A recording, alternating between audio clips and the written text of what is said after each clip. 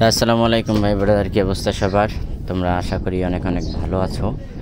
তো আমিও ব্লগবাজ তোমাদের তো অনেক অনেক বেশি ভালো আছি। তো আজকে আমরা আসছিলাম খুলনা সাইকেলিস্টের 262তম ফ্রাইডে রাইডে। তো আমরা এখন আছি হচ্ছে তোমার দিগলিয়া চন্দ্রনী মহল বলে ওই দিকে। তো আমরা ঘুরতে ঘুরতে হচ্ছে এদিকে চলে আসলাম, একটা গ্রাম সাইড বা নদীর পাড়। তো এইদিকে চলে আসলাম, আমার সাথে আমার খুলনা সাইকেলিস্টের অনেক ভাইরা আছেন। তো তাদেরকে নিয়েই আমি সামনের দিকে আগাইতেছি। গতকালকে রাত্রে বৃষ্টি হওয়ার কারণে জায়গাটা একটু মানে আপনার ভিজা ভিজা, তো তার ভিতরেও সাইকেলিং করতেছি, মোটামুটি খারাপ না। তো বাম পাশে নদী আর এই দিকের পরিবেশটা এত সুন্দর যে আমার সাথে যারা আসছিল তারা আমারে এক প্রকার বকাঝকা শুরু করলো যে ভাই আপনারা এই জায়গায় থাকতে আমাদের আগে মানে অন্য জায়গায় কেন সময় নষ্ট করলেন, আগে আমাদের এই জায়গায় নিয়ে আসতেন, দরকার আমরা এই জায়গায় যা করার করতাম আনন্দ ফুর্তি। তো যাই হোক, কেয়ার করার তাদের কথা দিলাম ভাই সামনের বার আর এমন হবে না, আপনারা আমাকে মাফ করে দেন। তো যাই হোক, এটা বলার পরে আরে ভাই কোনো ব্যাপার না। তো এখন এই যে ভাই মানে এইসব যে রাস্তা ভাই মানে কি বলবো, আসলে দেখার মতন। আমি গত সপ্তাহে এখানে আসছিলাম, মানে এখানে আসার পরে হ্যামক টানা এখানে বসা ছিলাম অনেক আর কি। আমি ছিলাম, সাথে আমাদের মাসুম ভাই ছিল, জুবাইর ভাই ছিল। তো 2-3 জন এক কথায় দিকে আসছিলাম এবং অনেক এনজয় করছিলাম। তো সেইটা দেখার পরে সেই ছবি গ্রুপে পোস্ট করার পরে আর কি আমাদের এইখানে একটা রাইড ফেলানো হয়, যেহেতু জায়গাটা অনেক সুন্দর। আমরা সাথে অনেক মজাও করছি, কাঁঠালও খাইছি, মানে একের ভিতর সব হ্যামক দোলানি, তারপর আপনার রাইড, তারপরে কাঁঠাল রাইড সব মানে একসাথে হয়ে গেছে। তো রাস্তাটা জাস্ট ওয়াও ভাই, মানে হয়তো ক্যামেরায় কতটুকু বোঝা যাচ্ছে জানি না, তবে আমার কাছে জায়গাটা অনেক সুন্দর লাগছে।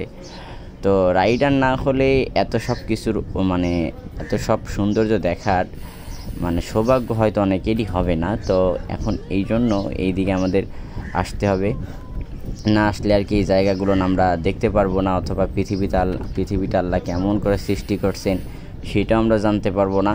তো এই জন্য অন্তত ভাই নিজের এলাকা, নিজে যে শহরে থাকো অথবা নিজে যে জেলায় থাকো ওই এলাকাটা অন্তত সম্পূর্ণ ঘুরে দেখা দরকার। বাইরে নয় পরে যাওয়া দরকার, মানে পরে গেলেও হবে। যেমন বাংলাদেশে কিছু মানে পর্যটন এলাকা আছে, যেমন কক্সবাজার, সিলেট, বান্দরবান, খাগড়াছড়ি, এইগুলা ভাই যাব, তবে আসতে আগে নিজের মাতৃভূমি অথবা নিজের যে শহরটা, নিজের যে জেলাটা, আমার ইচ্ছা আগে আমি নিজে এটা সম্পূর্ণ ঘুরবো।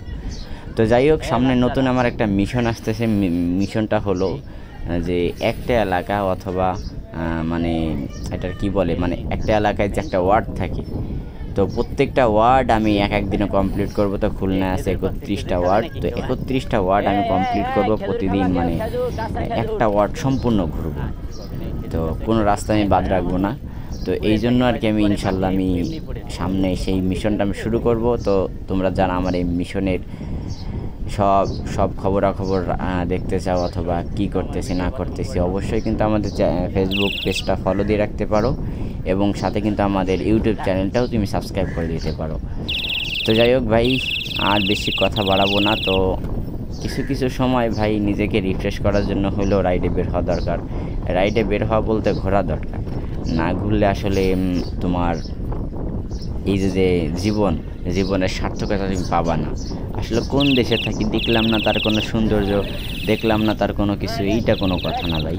ঘুরতে হবে, ঘুরলে দেশ সম্পর্কে জানতে পারবা, নিজের প্রতি যে একটা আকাশ পরিমাণ যে কি বলে এটারে অভিমান অথবা অভিযোগ, এইগুলা থাকবে না। তো এই জন্য ঘুরতে হবে, না ঘুরলে হবে না। তো আমি সামনে যেমন একটু দাঁড়াইতে হবে, কারণ আমার প্রায় আর কি ভিডিওটা ঠিক মতন হচ্ছে কিনা এটা দেখা দরকার। তো আমি সামনে যে একটু দাঁড়াবো। তো আমাদের সামনে রাজু ভাই তো যাই হোক, আমাদের সাথে আমরা ইঞ্জিনিয়ার নিয়ে আর কি ঘুরতেছি আমাদের সাইকেলের। তো আমি সামনে যাই, দাঁড়ায় আমি একটু দেখি ফাঁকা জায়গা পাইলেই দাঁড়াইতে হবে। ভিডিওটা ঠিক মতন হচ্ছে কি না এটা দেখার জন্য আমি দাঁড়াবো এখনই সামনে।